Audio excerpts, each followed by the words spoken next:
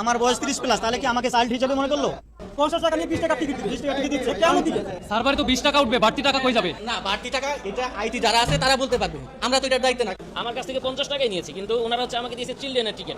আমার দুইটা টিকিট দিছে, আমি এখন ঘুরে এসে দেখি আমার একটা 20 টাকা লেখা, একটা 50 টাকা, 100 টাকা দিছে। রাষ্ট্রের এই গুরুত্বপূর্ণ একটা জায়গায় যদি এইভাবে দুর্নীতি হয়, সাধারণ জনগণের সাথে একটা প্রতারণা হয়, এই বিষয়টা খুবই একটা নিকারজনক। আমার দুইটা টিকিট দিছে, আমি এখন ঘুরে এসে দেখি আমার একটা 20 টাকা লেখা, একটা 50 টাকা, 100 টাকা দিছে। আমার মেয়ে সহ, আমার মেয়ে ইউনিভার্সিটি স্টুডেন্ট।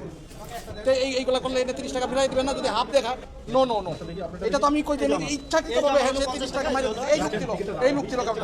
আপনি আমার মেয়ে ইউনিভার্সিটি স্টুডেন্ট, আমার মেয়ে সহ আপনি 100 টাকা বলছেন, দুইটা আমি 100 টাকা দিছি, আপনি আমাকে 30 টাকা ফেরাই দেন নাই, তাহলে হাফ করলে আপনি একটা 20 টাকা একটা 50 টাকা দিচ্ছেন, দুইটাই 50 টাকা দিবেন, আপনি 100 টাকা নিছেন আমার।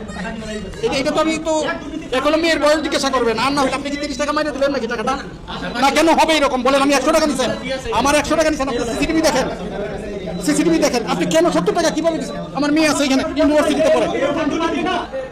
আমরা আধা ঘন্টা খুব ভালোভাবে টিকিট দিছি, তার পরবর্তীতে আমাদের নেট চলে গেছিল। নেট চলে যাওয়াতে আমরা এখান থেকে প্রিন্ট দিতে পারছিলাম না, ঠিক আছে? এটা থেকে প্রিন্ট দিতে পারছিলাম না, এখানে অনেক লোক হয়ে গেছিল, লাইন হয়ে গেছিল, ঠিক আছে? পরবর্তীতে আমরা খাতা কলমে দেওয়ার চেষ্টা করলাম, কিন্তু পরবর্তীতে এই মিউজিয়ামের ভিতরে গেলে দেখা যাবে যে তাকে আবার বাহির করে দিবে, যে না এটা তো হয় নাই, প্রপার হয় নাই।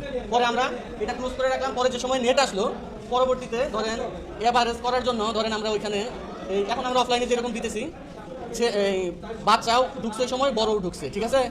সার্ভারে তো 20 টাকা উঠবে, বাড়তি টাকা কই যাবে? না, বাড়তি টাকা এটা আইটি যারা আছে তারা বলতে পারবে, আমরা তো এটার দায়িত্ব না।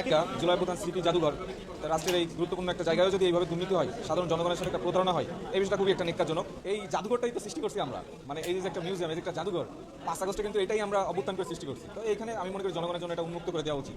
আমরা হচ্ছে যেই দুর্নীতি দমনের জন্য আমরা 24-এর অভ্যুত্থান নৈরাজ্য সৃষ্টিকারীদের তাড়িয়েছি, সেই ক্ষেত্রে আমরা প্রথম দিনের মতো উন্মুক্ত হয়েছে আজকে জুলাই স্মৃতি অভ্যুত্থান জাদুঘর।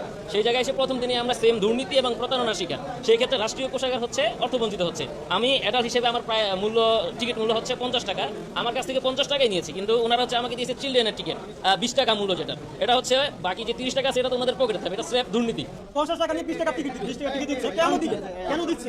ঠিক আছে, সে একটা বাড়তি টাকা আপনারা বিবেক করেন, তার বাড়তি টাকা ওদের পকেটে যাচ্ছে, এখানে থাকতে পারবে না। 20 টাকা টিকিট দিয়ে 50 টাকা নিচ্ছে। আমার বয়স কি 12 বছর? আমার বয়স তো 30 প্লাস, আমার বয়স 30 প্লাস, তাহলে কি আমাকে চাইল্ড হিসেবে মনে করলো? আমি কি শিশু?